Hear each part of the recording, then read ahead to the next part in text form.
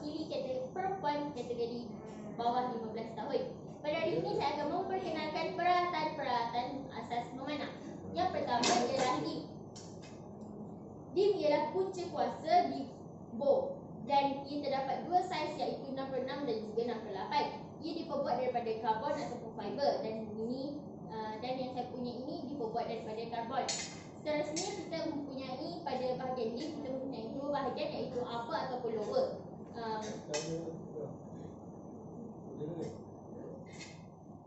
Seterusnya ialah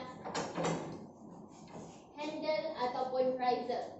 Ini ialah bahagian utama boat dan ia digunakan untuk meletakkan aksesori dan juga lim. Seterusnya pada bahagian tengah handle ia terdapatnya aero rest. Ia digunakan untuk merehatkan aero sebelum ia dilepaskan. Dan seterusnya ialah string. String ataupun tali ini. String ataupun tali berfungsi untuk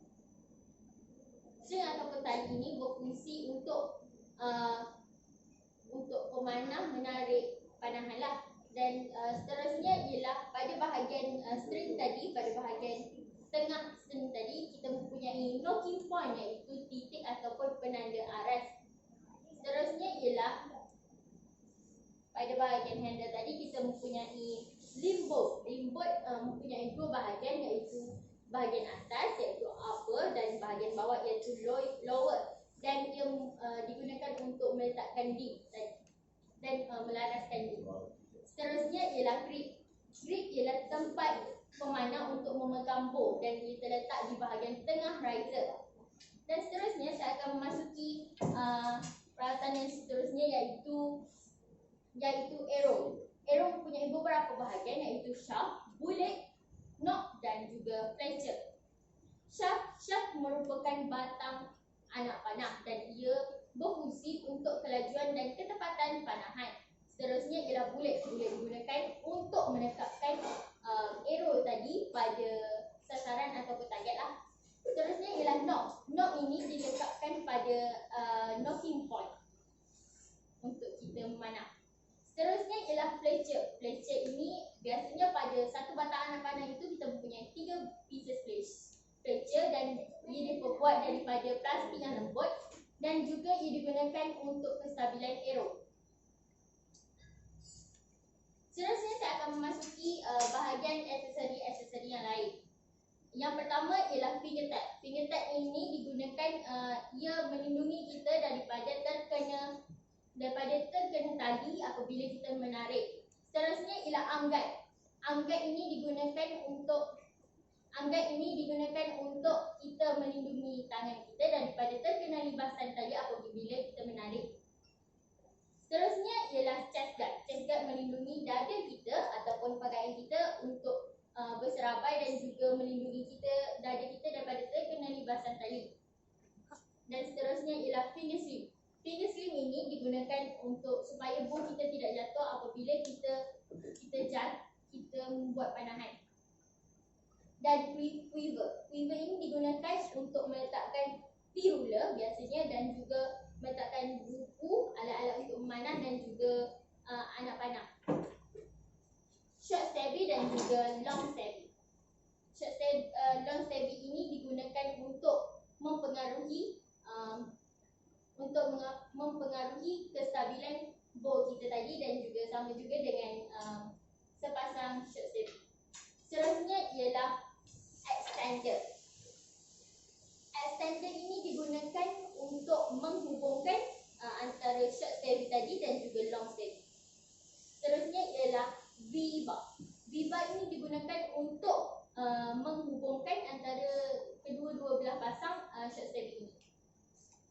Dan juga yang terakhir ialah sight.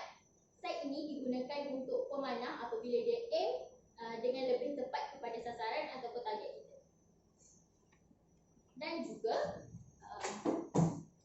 bow stand. Bow stand ini ia digunakan untuk merehatkan bow kita tadi ataupun untuk menyimpan bow kita ke dalam bilik atau sesuatu tempat lah. Seterusnya saya akan menunjukkan cara-cara memasang peralatan-peralatan memanah tadi. Yang pertama ialah kita gunakan menggunakan link tadi, kita memasukkan, biasanya kita akan memasukkan yang apa dulu. Semasa memasang link, perlulah berbunyi klik dulu baru betul-betul terpasang.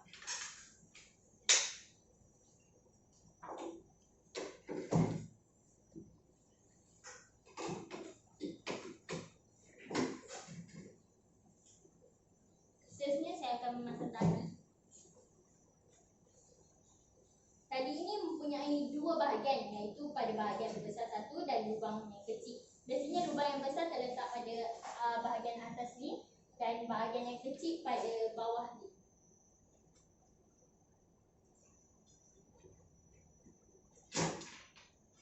Saya akan meminta ayah saya untuk memasangkan.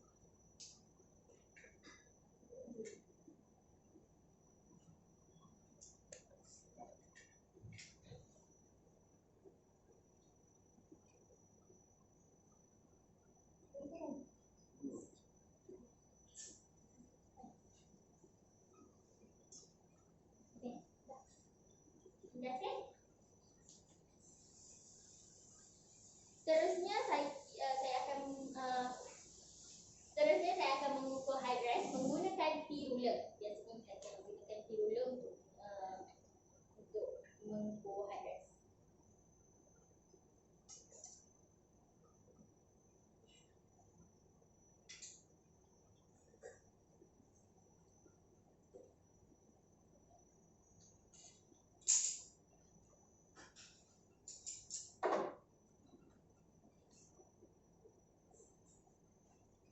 Seterusnya saya akan memasang aksesori iaitu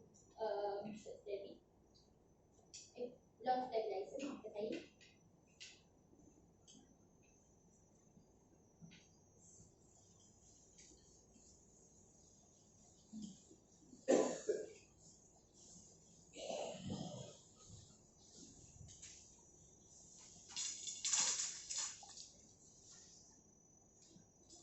Selepas itu saya akan menunjukkan melakukan pergerakan asas memanah. Yang pertama ialah berdiri tegak dan pastikan bahu kita sama dengan kaki kita, dan juga masukkan arrow kita ke dalam knocking point. Yang ketiga ialah free draw dan masukkan tangan ke dalam ankle dan relax. Seterusnya saya akan melakukan pergerakan ini sebanyak 5 kali. Yang pertama,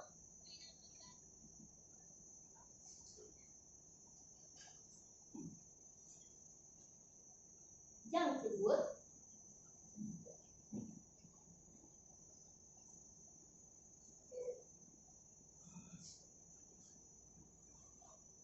yang ketiga,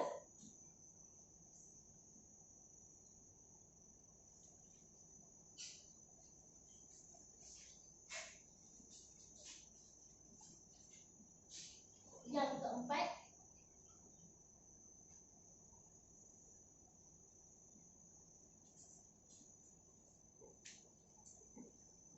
yang kelima.